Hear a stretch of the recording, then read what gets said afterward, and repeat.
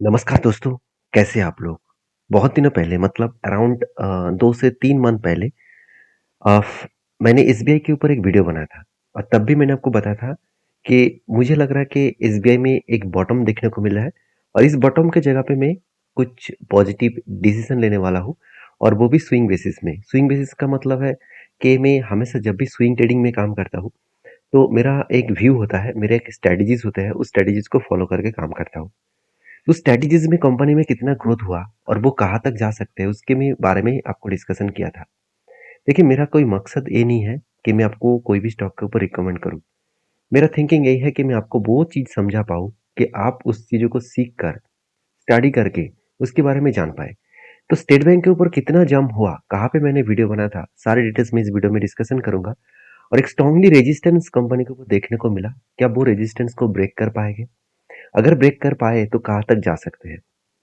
तो चलो, सारे पॉइंट्स इस वीडियो में आपको डिस्कशन करके बताऊंगा, तो वीडियो को लास्ट तक देखना। तो देखिए सीधा सीधा मैं कहूँ कि किसी भी कंपनी को काम करने के लिए मैं जो चीज़ देखता हूँ वो है सबसे पहले वैल्यूएशन।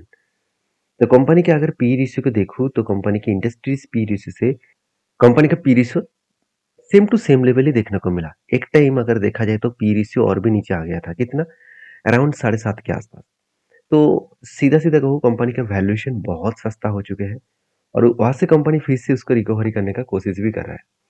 और दूसरी बात, जो लोगों के मन में डाउट है कि चलो कंपनी जस्ट 7 लाख करोड़ की कंपनी है और अराउंड 60 लाख करोड़ के कर्जा लिया है, तो इतने ज्यादा कर्जे को क्या वो मिटा पाएंगे?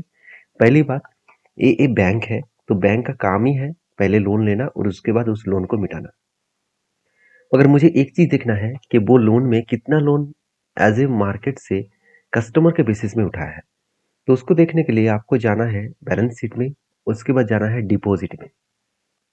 तो डिपॉजिट में देखेंगे करीबन करीबन 51 लैक्स रुपीज से भी ज्यादा अमाउंट वो किससे उठाया? डिपॉजिट से। मतलब हम लोग जो बैंक में पैसा रखते हैं, जैसे एफडी में, जैसे सेविंग अकाउंट में, जैसे करेंट अकाउंट में, तो वही पैसा बैंक के लिए एक डिपॉजिट बन जाता है, क्योंकि उसकी इंटरेस्ट देना पड़ता है, मगर वो इंटरेस्ट बहुत मिनिमम होता है, बहुत छोटा होता है।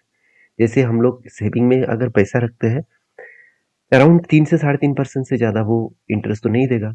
अगर करेंट अकाउंट में पैसा रख रहा है तो कोई भी इंटरेस्ट नहीं मिलेगा, और अगर एफडी में रख रहा है तो 6 से 7% के आसपास ही मिलेगा। तो ये बहुत कम इंटरेस्ट से वो मार्केट से पैसा उठा रहा है। तो डिपॉजिट जितना ज़्यादा होगा उतना ही उस बैंक अच्छा खासा परफॉर्मेंस करेगा। तो जो लोन लिया गया है तो उनमें से डिपॉजिट ही तो है ज़्यादा। तो एक्चुअली बैंक का जो कर्जा है वो 6 लाख करोड़ है। क्या वो 6 लाख करोड़ को भी मिटा सकते हैं? देखिए उनमें से रिजर्व है करीबन 4 लाख करोड़। तो उसमें से अगर मैं खुद के फिक्स्ड एसेट देखूँ तो 45,000 करोड़ है।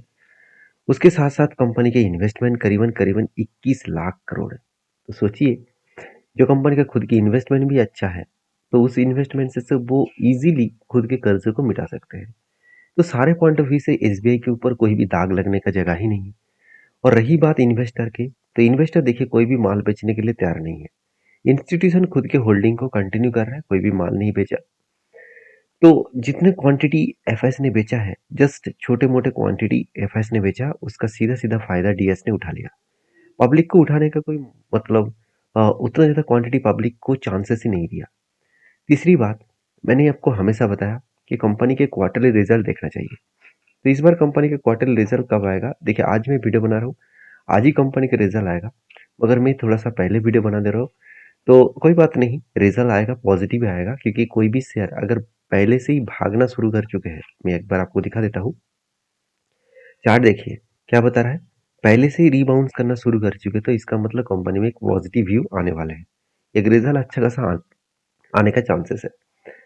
क्योंकि यही व्यू मैं अगर यहाँ पे H D F C bank के बारे में बता दूं तो उसका रिजल्ट आ चुके हैं। तो आप देख सकते हैं, तो कंपनी इस बार कितना बहुत शानदार सेल्स किया, रेवेन्यूज किए, और प्रॉफिट भी बहुत तगड़ा प्रॉफिट किया, जो आज तक की सबसे हाईएस्ट प्रॉफिट है।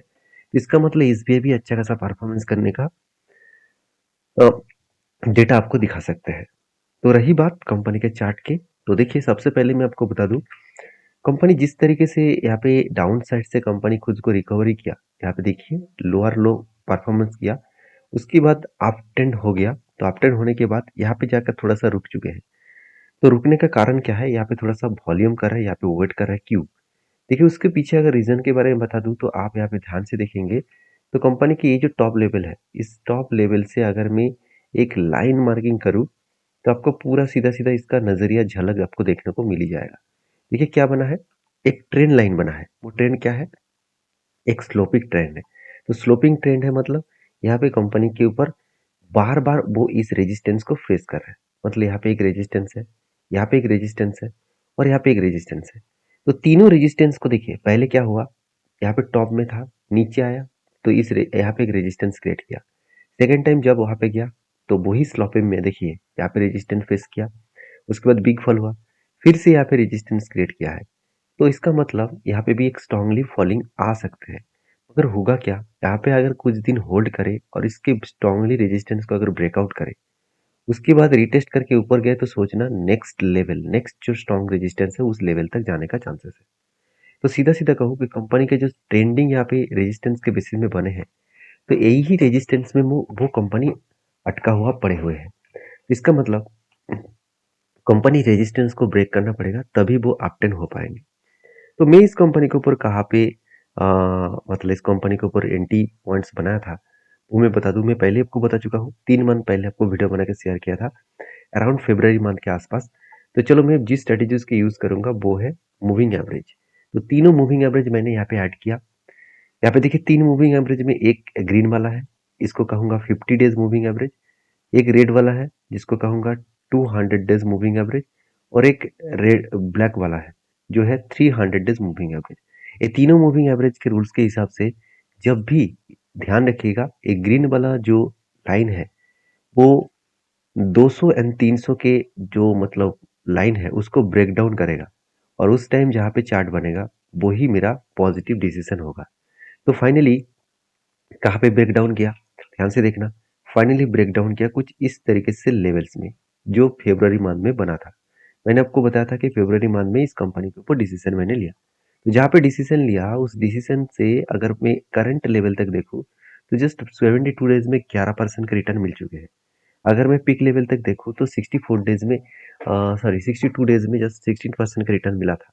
तो मैं इसको कहाँ तक होल्ड करूंगा? मैं इसको होल्ड करूंगा टॉप लेवल मतलब पीक लेवल तक।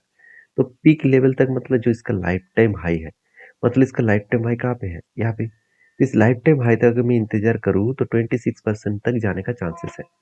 तो मैं जरूर कहूंगा ये जो रेजिस्टेंस मैंने आपको शेयर किया है, इस रेजिस्टेंस को अगर ब्रेक कर पाए, देखिए क्या हुआ, ध्यान से आपको फिर से मैं दिखा रहा हूँ। यहाँ पे आप चीजों को समझिए। यहाँ पे जो रेजिस्टेंस बना था ना, इस रेजिस्टेंस को ध्यान से देखेंगे कि जब जब इस रेजिस्टेंस को वो फेस करने के लिए गए तो यहाँ पे देखिए होल्ड तो किया और उसके बाद फॉलिंग हो गया। तो फिर से ऊपर गया, यहाँ पे होल्ड किया, फॉलिंग हो गया। फिर से देखिए उस लेवल में गया, होल्ड कर रहा है। अगर यहाँ से फॉलिंग हुआ तो बड़ा फॉल हो सकता है, अगर फॉलिंग नहीं हुआ, इसको ब्रेकअप किया तो एक बड़ा मोमेंटम आ सकते हैं। तो मैं इस चीज़ों को इस तरीके से डिसीजन लेता हूँ, इस तरीके से सारी चीज़ों को वॉच करके काम करता हूँ। तो आप एक बार चीज़ों को समझिए, स्टडी करिए, उसके बाद काम करिए, क्योंकि जो सिचुएशन यहाँ पे बना है वो सिचुएशन के बेसिस में जिस तरीके से मार्केट ट्रेंडिंग हो रहा है, मेरे हिसाब से वो एक अच्छा खासा मोमेंटम यहाँ पे ले आ सकते हैं। बाकी ये मार्केट है, मेरे कहने पे तो नहीं चलेगा। तो हम लोग हमेशा रिसर्च करके ही काम कर सकते हैं।